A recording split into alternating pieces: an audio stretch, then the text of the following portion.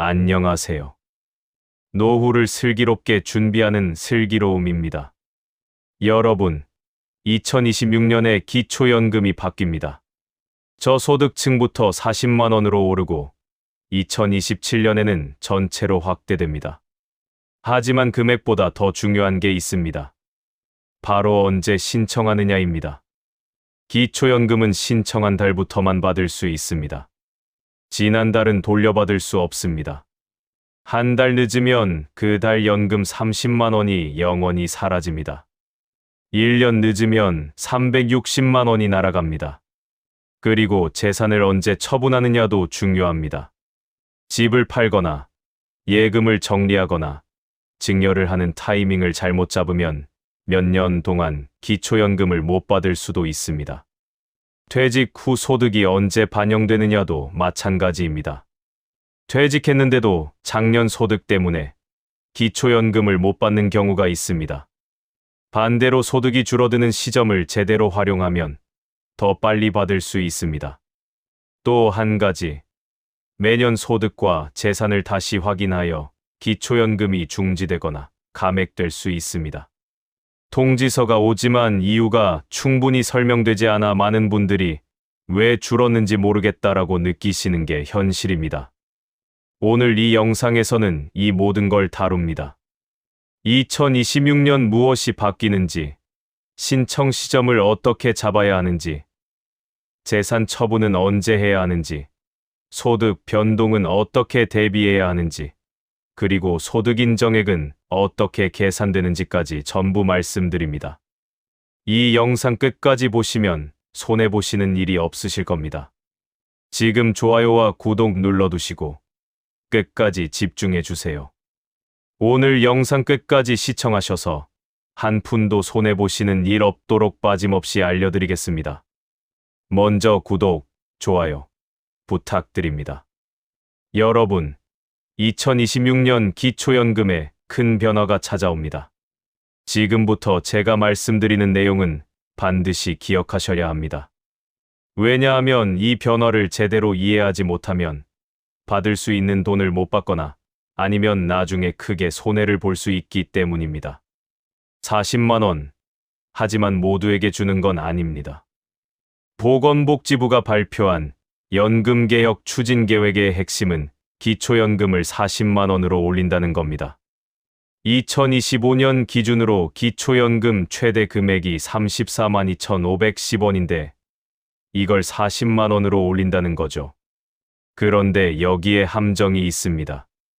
2026년에 모든 어르신이 40만 원을 받는 게 아닙니다. 2026년 저소득층 어르신부터 40만 원, 2027년 전체 수급자 소득 하위 70%에게 40만 원. 이게 무슨 뜻일까요? 2026년에는 일부만 40만 원을 받고 나머지 분들은 기존 금액의 물가 상승률만 반영된 약 35만 원 정도를 받는다는 겁니다. 누가 먼저 40만 원을 받나요? 보건복지부는 2026년 기초연금 40만 원 인상 대상을 기준 중위소득 50% 이하 어르신으로 공식 발표했습니다. 이는 1인 가구 기준 월 소득 인정액 약 128만 원, 2인 가구 약 210만 원 이하를 의미합니다. 일부 언론에서는 생계급여 수급 노인이라고 보도하기도 했는데 생계급여 기준 1인 82만 원, 2인 약 134만 원과는 차이가 있습니다. 만약 여러분의 소득 인정액이 기준 중위소득 50%를 초과한다면 2026년에는 40만 원을 받지 못하고 2027년까지 기다려야 합니다. 1년을 더 기다리면 약 40만 원, 현재 34만 원, 12개월 약 72만 원 정도의 차이가 발생할 수 있습니다. 또한 지금까지는 생계급여를 받는 어르신이 기초연금을 받으면 기초연금만큼 생계급여가 깎였습니다. 예를 들어 1인 가구 선정기준액이 82만 원일 때 소득 인정액이 50만 원인 분은 생계급여로 32만 원을 받았습니다. 그런데 기초연금 33만 원을 받게 되면 소득 인정액이 83만 원으로 늘어나 선정 기준을 초과하여 생계급여가 0원이 되어버립니다. 결국 기초연금 33만 원을 받았지만 생계급여 32만 원이 사라져 실질적으로 늘어나는 돈은 겨우 1만 원에 불과했던 거죠. 2026년부터는 이 문제를 개선합니다. 기초연금과 생계급여를 동시에 받는 어르신에게 기초연금의 일정 비율을 추가로 지급하고 이 추가 지급분은 생계급여 계산할 때 소득으로 포함하지 않습니다. 구체적으로 몇 퍼센트를 추가 지급할지는 아직 발표되지 않았습니다. 하지만 이 개선으로 인해 가장 어려운 저소득층 어르신들이 실제로 받는 돈이 늘어나게 됩니다. 복수국적자는 더 까다로워집니다. 2026년부터 복수국적을 가진 어르신들은 기초연금을 받기가 더 어려워집니다. 새로운 조건이 하나 추가되기 때문입니다. 기존 만 65세 이상 소득 인정액 기준 충족. 2026년 이후 만 65세 이상 소득 인정액 기준 충족 19세 이후 국내 5년 이상 거주. 예를 들어 미국 시민권을 가진 교포 어르신이 은퇴 후 한국에 돌아와서 기초연금을 신청하려고 하면 성인 19세 이후 한국에서 5년 이상 살았다는 걸 증명해야 합니다. 또한 복수국적자는 해외 소득과 재산을 반드시 신고해야 합니다. 만약 신고하지 않거나 거짓으로 신고하면 기초연금을 받을 수 없습니다. 받던 분도 매년 재조사를 받습니다. 기초연금을 한 번 받기 시작했다고 해서 끝이 아닙니다. 매년 상반기와 하반기, 연이회 정기 확인 조사를 받습니다. 소득이나 재산이 늘어나면 기초연금이 감액되거나 중지될 수 있습니다. 반대로 지금은 못 받고 있지만 형편이 어려워지면 다시 받을 수 있게 됩니다. 그래서 여러분은 항상 본인의 소득과 재산 상황을 체크해야 합니다. 특히 부동산을 팔거나 예금이 늘어나거나 연금이 증가하는 등의 변화가 있으면 기초연금에 어떤 영향을 미치는지 미리 알아봐야 합니다. 조사 결과 변동사항이 있으면 통지서가 오고 통지서에는 변동 사유가 기재되어 있지만 간략하게 작성되어 이해하기 어려울 수 있습니다. 구체적인 내용이 궁금하시면 주민센터나 국민연금공단 1355에 문의하시면 자세한 설명을 들으실 수 있습니다. 정리하면 2026년부터 달라지는 것들 40만 원 인상 저소득층 먼저 2027년 전체 확대 생계급여 개선 추가 지급 복수국적자 기준 강화 5년 거주 요건 이 변화들을 이해하는 것도 중요합니다. 하지만 더 중요한 건 이런 제도 속에서 여러분이 실제로 손해를 보지 않으려면 무엇을 조심해야 하는지 아는 겁니다. 지금부터 그 이야기를 시작하겠습니다. 첫 번째 함정은 신청 시점입니다. 많은 분들이 기초연금을 받을 자격이 되는데도 못 받고 있습니다. 이유는 단 하나, 신청을 하지 않아서입니다. 기초연금은 자동으로 지급되지 않고 반드시 본인이나 대리인이 신청해야만 받을 수 있습니다. 65세가 되어도 소득 인정액이 기준 이하여도 신청하지 않으면 단 1원도 못 받습니다. 그런데 더 큰 문제가 있는데 신청한 달부터 받을 수 있기 때문에 신청 시점을 놓치면 그 돈은 영원히 돌려받을 수 없다는 겁니다. 기초연금은 신청한 날이 속하는 달부터 지급되는데 이건 법으로 정해진 규정이기 때문입니다. 기초연금법 제14조. 예를 들어볼까요?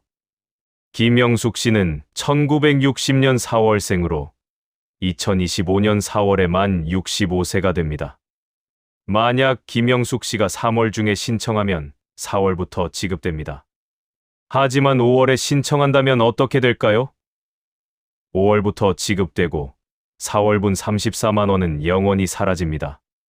더 심각한 경우를 보겠습니다. 만약 김영숙 씨가 1년 후인 2026년 4월에 신청한다면 2026년 4월부터 지급되지만 2025년 4월부터 2026년 3월까지 1년분 약 410만 원이 날아갑니다. 소급 적용이 안 되고 신청하지 않은 지난달 것은 돌려받을 수 없으며 오직 신청한 달부터만 지급됩니다. 그렇다면 기초연금은 언제부터 신청할 수 있을까요? 생일이 속하는 달의 1개월 전부터 신청할 수 있습니다. 1960년 4월생이라면 신청 가능 시점은 2025년 3월 1일부터이고 지급은 2025년 4월분부터 시작됩니다. 1960년 10월생이라면 신청 가능 시점은 2025년 9월 1일부터이고 지급은 2025년 10월분부터 시작됩니다. 중요한 건 생일 전달에 신청하면 생일이 속한 달부터 받는다는 겁니다. 3월에 신청해도 3월분은 안 나오고 4월부터 나오지만 4월에 신청하면 4월분부터 5월에 신청하면 5월분부터 받게 됩니다. 한 달만 늦어도 34만 원이 날아갑니다. 2025년 기준 기초연금 최대 금액은 34만 2,510원인데 한 달 늦으면 34만 원 손실, 2달 늦으면 68만 원 손실, 석 달 늦으면 102만 원 손실이 발생합니다. 6개월 늦으면 205만 원 손실, 1년 늦으면 410만 원 손실인데 이 돈은 절대 돌려받을 수 없고 영원히 사라집니다. 이광수 씨는 1959년 7월생으로 2024년 7월에 만 65세가 되었는데 아직 건강하니까 나중에 신청하지 뭐라고 생각했습니다. 그러다가 2025년 1월에야 신청했는데 결과는 2024년 7월부터 12월까지 6개월분 약 200만 원이 날아가고 2025년 1월부터 지급이 시작되었습니다. 이광수 씨는 6개월을 미루다가 200만 원을 잃은 겁니다. 박미주 씨는 1959년 3월생으로 2024년 3월에 만 65세가 되었는데 내가 받을 수 있을까? 라고 고민만 하다가 2025년 3월에야 신청했습니다. 정확히 1년이 지난 후였는데 결과는 2024년 3월부터 2025년 2월까지 1년분 약 400만 원이 날아가고 2025년 3월부터 지급이 시작되었습니다. 박 씨는 1년을 망설이다가 400만 원을 잃었습니다. 받을 수 있을지 모르겠어서요. 많은 분들이 이렇게 말씀하십니다. 우리 집은 재산이 좀 있어서, 국민연금을 받고 있어서, 자식들이 돈을 좀 벌어서, 그래서 신청을 안 하거나 나중에 하는데 이건 큰 실수입니다. 일단 신청하세요.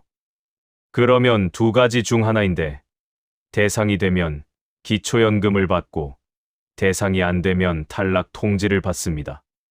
탈락해도 손해볼 건 없는데 신청하는데 비용이 들지 않고 그냥 서류만 내면 되기 때문입니다. 하지만 신청하지 않으면 받을 수 있는데도 못 받고 그 돈은 영원히 돌아오지 않습니다. 신청은 간단합니다.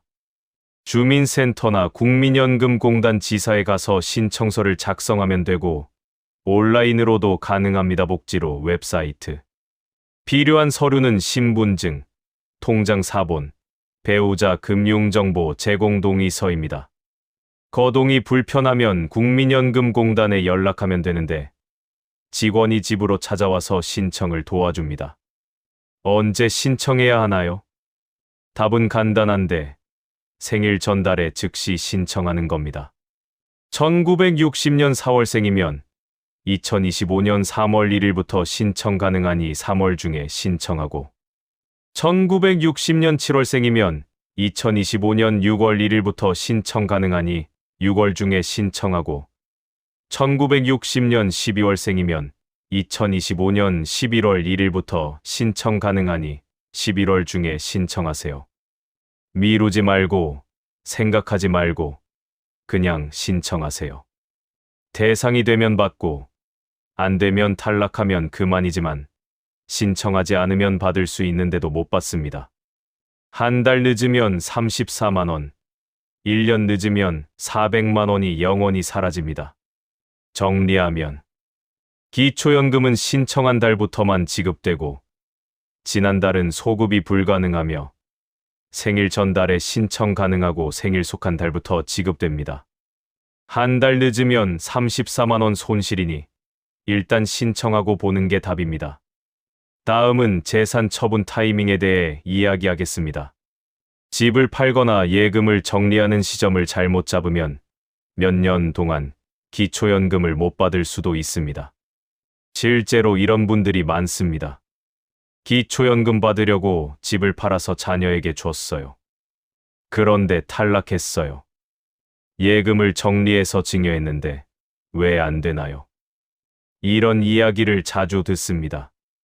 재산을 줄이면 기초연금을 받을 수 있다고 생각해서 서둘러 처분하는데 결과는 오히려 탈락입니다. 왜 그럴까요? 증여하거나 처분한 재산이 바로 사라지지 않고 모두 소진될 때까지 여러분의 재산으로 계속 잡히기 때문입니다. 2011년 7월 1일 이후에 재산을 증여하거나 처분한 경우 그 재산은 모두 소진될 때까지 여러분의 재산으로 계속 계산됩니다. 이게 무슨 뜻인지 구체적으로 보겠습니다. 김영자 씨가 3억짜리 집을 자녀에게 증여했는데 이제 집이 없으니 기초연금을 받을 수 있겠구나 생각했습니다. 하지만 국민연금공단에서는 이렇게 계산합니다. 증여재산은 증여한 재산가액에서 타재산 증가분과 본인 소비분, 자연적 소비금액을 뺀 금액입니다. 이 공식대로 계산한 후 남은 금액이 0이 될 때까지 계속 김영자 씨의 재산으로 포함되는 겁니다. 자연적 소비금액이란 무엇일까요? 2025년 기준으로 정부에서 인정하는 한 달에 이 정도는 쓰겠지 하는 금액이 있는데 단독 가구는 월 251만 2,677원, 부부 가구는 월 304만 8,887원입니다. 이 금액을 매달 차감해 주지만 이것만으로는 부족한 경우가 대부분입니다. 구체적 사례로 보겠습니다. 박순자 씨는 2024년 1월에 시가표준액 3억 원짜리 집을 자녀에게 증여했고 2025년 3월에 기초연금을 신청했습니다.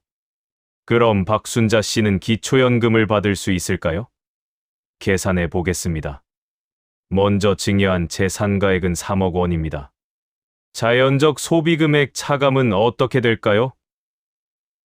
2024년 1월부터 2025년 3월까지 15개월 동안 단독 가구 월 251만 2,677원씩 차감함으로 총 3,769만 155원입니다.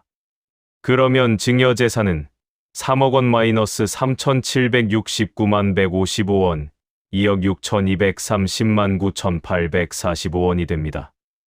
박순자 씨의 증여재산은 약 2억 6천만 원으로 잡히고 이 금액을 재산의 소득환산액으로 계산하면 2억 6,230만 9,845원에서 대도시 기본공제 1억 3,500만 원 뺀 금액 곱하기 4%에서 12개월로 나누면 약 42만 4,366원이 됩니다. 박순자 씨의 소득 인정액은 월 42만 원이 추가되는데 다른 소득이나 재산이 전혀 없어도 이것만으로 선정 기준액 228만 원에 근접하게 됩니다. 만약 다른 금융재산이나 소득이 조금이라도 있으면 바로 탈락합니다. 그럼 박순자 씨의 증여재산은 언제 소진됩니까? 월 251만 2,677원씩 차감함으로 2억 6,230만 9,845원에서 251만 2,677원으로 나누면 약 104개월, 즉 약 8년, 8개월 후에야 증여재산이 0이 됩니다. 박순자 씨는 집을 증여한 후 거의 9년 동안 기초연금을 받지 못할 수 있다는 뜻입니다. 예금도 마찬가지입니다. 집은 안 팔고 예금만 정리해서 자녀에게 줬어요. 이 경우도 똑같이 적용됩니다. 이정숙 씨 사례를 보겠습니다. 이정숙 씨가 2024년 6월에 예금 5천만 원을 자녀에게 증여했고 2025년 3월에 기초연금을 신청했습니다. 이정숙 씨의 경우는 어떻게 될까요? 증여한 재산가액은 5천만 원입니다. 자연적 소비금액 차감은 2024년 6월부터 2025년 3월까지 10개월 동안 단독 가구 월 251만 2,677원씩이므로 총 2,512만 6,770원입니다. 그러면 증여재산은 5천만 원 마이너스 2,512만 6,770원 즉 2,487만 3,230원이 됩니다. 이 금액을 금융재산으로 계산하면 2,487만 3,230원에서 2천만 원을 공제한 후 4%를 곱한 후 12개월로 나누면 약 16,244원으로 금액이 작으니까 별 문제 없어 보입니다. 하지만 다른 재산이나 소득이 있다면 이것도 합산되고 중요한 건 이 증여재산도 소진될 때까지 계속 포함된다는 겁니다. 차감되는 것들. 증여재산 계산할 때 차감되는 게 몇 가지 있습니다. 첫째는 타재산 증가분으로 증여한 돈으로 다른 재산을 샀거나 부채를 갚았으면 차감해줍니다. 둘째는 본인 소비분으로 의료비, 교육비 자녀, 교육비 아님, 본인 교육비, 장례비, 혼례비, 위자료, 양육비가 해당됩니다. 셋째는 자연적 소비금액으로 단독 가구 월 251만 2,677원, 부부가구 월 304만 8,887원이 자동으로 차감됩니다. 이 항목들을 증명할 수 있으면 추가로 차감해 주지만 영수증이 있어야 하고 정확한 금액을 입증해야 해서 쉽지 않습니다. 그럼 어떻게 해야 하나요? 첫째, 급하게 처분하지 마세요.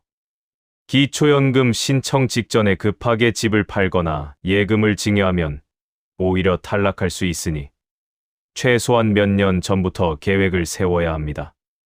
둘째, 계획을 세우세요.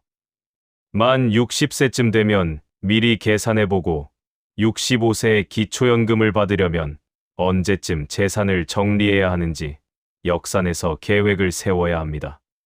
셋째, 전문가와 상담하세요. 국민연금공단 1355이나 주민센터에 가서 제가 지금 이런 재산이 있는데 65세에 기초연금을 받으려면 어떻게 해야 하나요? 라고 물어보면 그들이 직접 계산해 줍니다.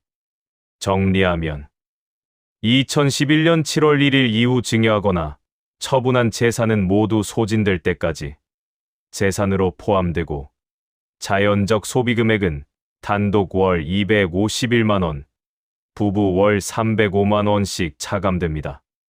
증여 후 몇 년 동안 기초연금을 못 받을 수 있으니 급하게 처분하지 말고 계획적으로 준비하고 전문가 상담을 받으세요. 이젠 소득 변동 시점에 대해 이야기하겠습니다. 퇴직했는데도 작년 소득 때문에 기초연금을 못 받는 경우가 있는데 어떻게 대비해야 할까요? 재산 처분만큼이나 중요한 게 소득 변동 시점입니다. 퇴직을 앞두고 계신가요? 그렇다면 퇴직 시점을 언제로 잡느냐에 따라 기초연금을 받을 수 있는 시기가 달라질 수 있습니다. 왜 퇴직 시점이 중요한지, 소득이 언제 반영되는지 정확히 알아야 하는데 이걸 모르면 몇 개월씩 기초연금을 못 받는 일이 생길 수 있습니다. 기초연금은 근로소득을 어떻게 확인할까요? 기초연금을 신청하면 담당 공무원이 여러분의 소득을 조회하는데 근로소득의 경우 건강보험공단에 있는 직장가입자 보수월액을 1순위로 확인합니다. 건강보험공단 보수월액이 조회되지 않으면 근로복지공단 월평균 보수, 국민연금공단 기준소득월액 순서로 확인하는데 대부분의 경우 건강보험공단 자료가 가장 먼저 사용됩니다. 그런데 여기서 문제가 생기는데 건강보험 보수월액은 실시간으로 업데이트되지 않고 일정한 주기로 반영되기 때문입니다. 퇴직하면 언제부터 근로소득이 0으로 반영될까요? 회사를 퇴직하면 건강보험 직장가입자 자격을 상실하게 되고 이 정보가 건강보험공단에 등록되면서 근로소득이 0으로 변경됩니다. 예를 들어 볼까요? 김철수 씨는 2024년 12월 31일에 퇴직했는데 건강보험 직장가입자 자격상실일은 2025년 1월 1일입니다. 건강보험공단에 이 정보가 등록되면 2025년 1월부터는 직장가입자 보수월액이 조회되지 않고 근로소득이 0으로 확인됩니다. 그러면 2025년 3월에 기초연금을 신청하면 어떻게 될까요? 담당 공무원이 건강보험공단 자료를 조회하면 이미 퇴직해서 보수월액이 없으니 근로소득 0으로 판정되고 소득인정액 계산 시 근로소득이 반영되지 않습니다. 그런데 타이밍이 안 맞으면 문제가 생깁니다. 만약 퇴직 직후 바로 기초연금을 신청한다면 어떻게 될까요? 이정호 씨는 1959년 12월생으로 2024년 12월에 만 65세가 되어 12월 31일에 퇴직하고 2025년 1월 초에 바로 기초연금을 신청했습니다. 하지만 문제가 생겼습니다. 건강보험 자격상실 신고가 아직 처리되지 않아서 건강보험공단 조회 시 여전히 직장가입자 보수월액이 나타났습니다. 월 300만 원의 보수월액이 조회되어 근로소득으로 반영되었고 결과는 소득인정액 초과로 기초연금 탈락이었습니다. 이정호 씨는 2025년 2월에 재신청해서 그때서야 근로소득 0으로 확인되어 기초연금을 받을 수 있었는데 1월분 34만 원은 영원히 사라졌습니다. 그렇다면 언제 신청해야 할까요? 퇴직 후 기초연금을 신청할 때는 최소한 건강보험 자격상실 처리가 완료된 후에 신청하는 게 안전합니다. 일반적으로 퇴직 후 2주에서 1개월 정도 지나면 건강보험 직장가입자 자격상실이 처리됩니다. 그래서 퇴직한 달의 다음 달에 신청하는 게 가장 확실합니다. 예를 들어 2024년 12월 31일 퇴직이라면 2025년 1월 중순 이후나 2월 초에 신청하는 게 좋고 2025년 3월 15일 퇴직이라면 4월 초에 신청하면 됩니다. 다만 너무 늦게 신청하면 지난달 것은 못 받으니 퇴직한 달의 다음 달 초중순 정도가 적당합니다. 국세청 소득자료는 어떻게 반영되나요? 사업소득의 경우 국세청 종합소득 자료를 기준으로 하는데 이건 전년도 자료가 반영됩니다. 예를 들어 2025년에 기초연금을 신청하면 2024년 사업소득이 조회됩니다. 그래서 2025년에 사업을 접었어도 2024년 소득이 나타나서 탈락할 수 있습니다. 이 경우 어떻게 해야 할까요? 사업자 등록증을 폐업 처리하고 휴업 또는 폐업 증빙 서류를 제출하면 사업소득을 반영하지 않을 수 있는데 주민센터나 국민연금공단 1355에 문의해서 정확한 서류를 준비해야 합니다. 그럼 국민연금은요? 국민연금은 바로 반영됩니다. 퇴직 후 국민연금을 받기 시작했다면 국민연금 수령액은 즉시 공적 이전 소득으로 반영됩니다. 국민연금 월 100만 원을 받으면 소득평가액에 100만 원이 그대로 추가되는데 이건 실시간으로 조회되니 걱정할 필요 없습니다. 하지만 재취업은 조심해야 합니다. 기초연금을 받다가 다시 취업하면 어떻게 될까요? 건강보험 직장가입자로 다시 등록되면 보수월액이 조회되고 근로소득이 다시 발생해서 소득인정액이 올라갑니다. 선정기준액을 초과하면 기초연금이 중지되는데 연 2회 정기확인조사 때에 걸려서 통지서를 받게 됩니다. 본인은 왜 중지되었는지 이유를 모르는 경우가 많습니다. 통지서에 소득 증가로 인한 수급권 상실이라고만 나와 있어서 주민센터에 문의해야 자세한 내용을 알 수 있습니다. 퇴직 시점을 조정할 수 있다면 만약 퇴직 시점을 선택할 수 있다면 생일이 속한 달 전월 말일에 퇴직하는 게 가장 유리합니다. 예를 들어 1960년 4월생이라면 2025년 2월 28일에 퇴직하고 3월 초에 기초연금을 신청하면 3월 중에 자격 상실이 확인되어 4월분부터 지급받을 수 있습니다.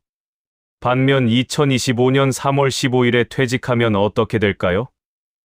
3월 중에 신청해도 아직 보수월액이 조회되어 탈락하고 4월이나 5월에 재신청해야 하는데 4월분은 못 받고 5월분부터 지급될 수 있습니다. 한 가지 더 잊지 말아야 할 게 있습니다. 배우자 소득도 똑같이 적용된다는 사실입니다. 배우자가 일하고 있다면 배우자의 근로소득도 똑같이 반영됩니다. 그래서 배우자 퇴직 시점도 신경 써야 합니다. 부부 중 한 명이 먼저 퇴직하고 다른 한 명이 계속 일하면 기초연금을 못 받을 수 있는데 둘 다 퇴직한 후에 신청하는 게 확실합니다. 정리하면 기초연금 근로소득은 건강보험공단 보수월액을 기준으로 확인되고 퇴직 후 자격상실 처리가 완료되어야 근로소득 0으로 반영됩니다. 퇴직한 달의 다음 달 초중순에 신청하는 게 가장 안전합니다.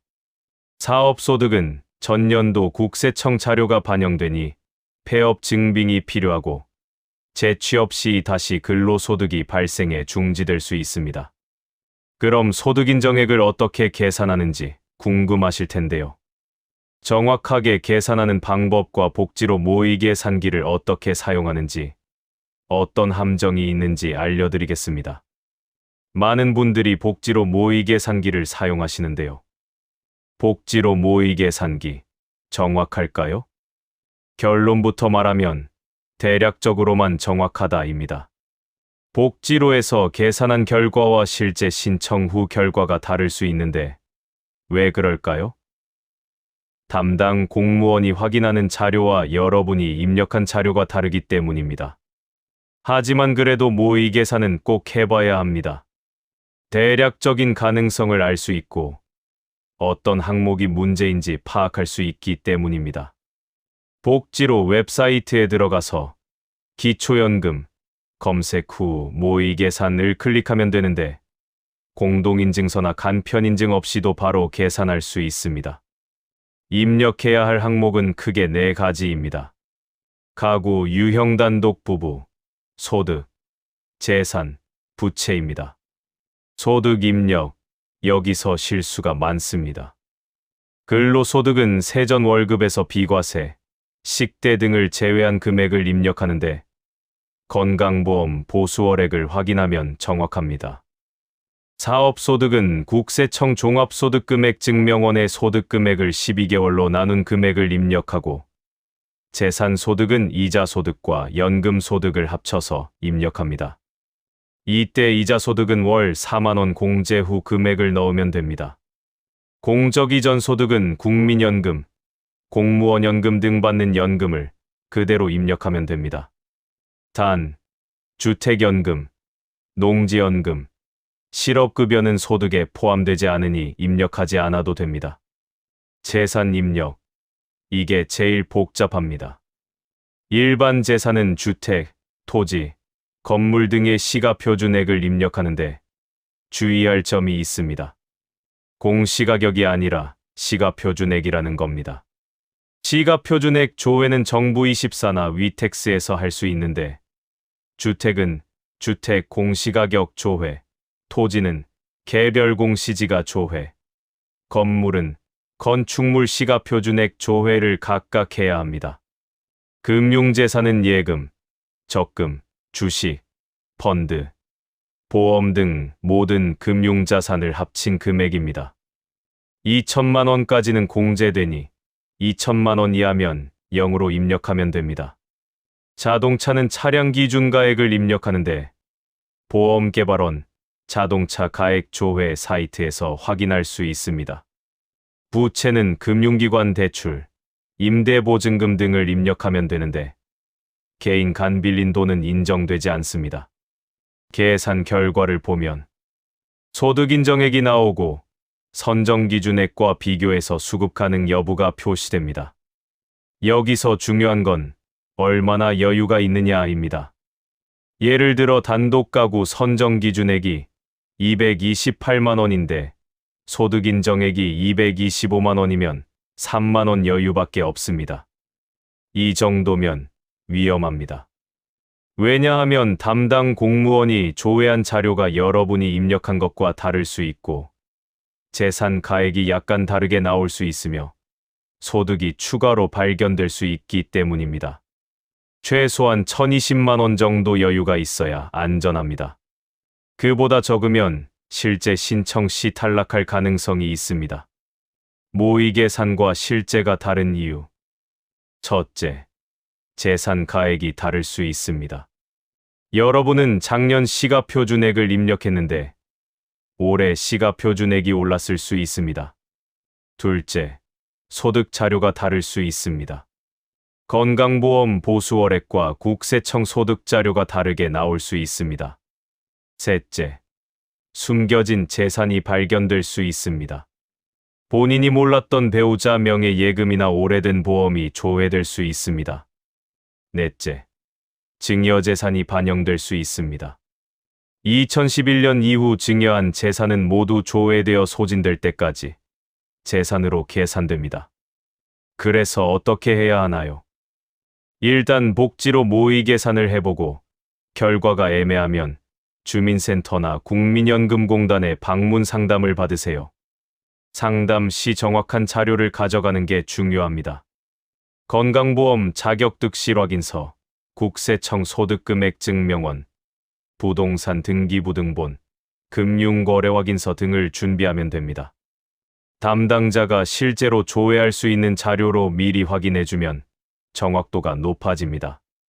그래도 100% 확실한 건 아니니 참고만 하세요. 실제로 많은 분들이 모의 계산을 할 때 이런 실수를 하십니다. 배우자 재산은 안 넣어도 되는 줄 알았어요.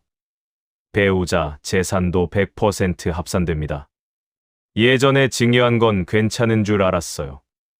마이너스 2011년 이후 증여는 모두 반영됩니다. 이자 소득이 한 달에 2만 원밖에 안 돼요. 마이너스 4만 원 공제되니 0이 맞습니다. 국민연금은 소득이 아닌 줄 알았어요. 공적 이전 소득으로 전액 반영됩니다. 자동차는 10년 넘었으니 가치가 없어요. 보험개발원 기준가액으로 계산됩니다. 계산 결과가 탈락이면 역시 안 되는구나 생각하셨나요? 포기하지 마세요. 재산을 처분하거나 소득을 줄일 방법이 있을 수 있습니다. 전문가 상담을 받아보세요. 다만 급하게 재산을 처분하면 오히려 증여재산으로 잡혀서 더 오래 못 받을 수 있으니 신중하게 계획을 세워야 합니다. 정리하면 복지로 모의 계산은 대략적인 참고용이고 실제 결과와 다를 수 있습니다. 1,020만 원 여유가 있어야 안전하고 결과가 애매하면 주민센터 방문 상담을 받으세요. 배우자 재산, 증여재산, 모든 소득을 빠짐없이 입력해야 하고 계산 결과가 탈락이어도 포기하지 말고 전문가 상담을 받아보세요. 자, 이제 정말 핵심입니다. 지금 당장 무엇을 해야 하는지, 언제 신청해야 하는지 정확히 알려드리겠습니다. 끝까지 집중해 주세요. 자, 그래서 여러분이 지금 당장 뭘 하셔야 할까요? 나이별로 해야 할 일이 다르니 잘 들어보세요. 만 60세에서 63세 사이신 분들, 지금부터 장기 계획을 세우세요. 재산 처분할 계획이 있으면 지금 전문가와 상담받으셔야 합니다. 급하게 처분하면 몇 년 동안 기초연금을 못 받는다는 거 앞서 설명드렸죠? 5년 앞을 내다보고 준비하세요. 1년 이내에 만 65세가 되시는 분, 지금 만 64세신 분들, 복지로 모의 계산을 지금 바로 해보세요. 결과가 애매하면 주민센터나 국민연금공단에 직접 가서 상담받으시고요. 건강보험 자격득실 확인서, 소득금액 증명원, 등기부등본을 준비해 가시면 더 정확한 답을 들으실 수 있습니다.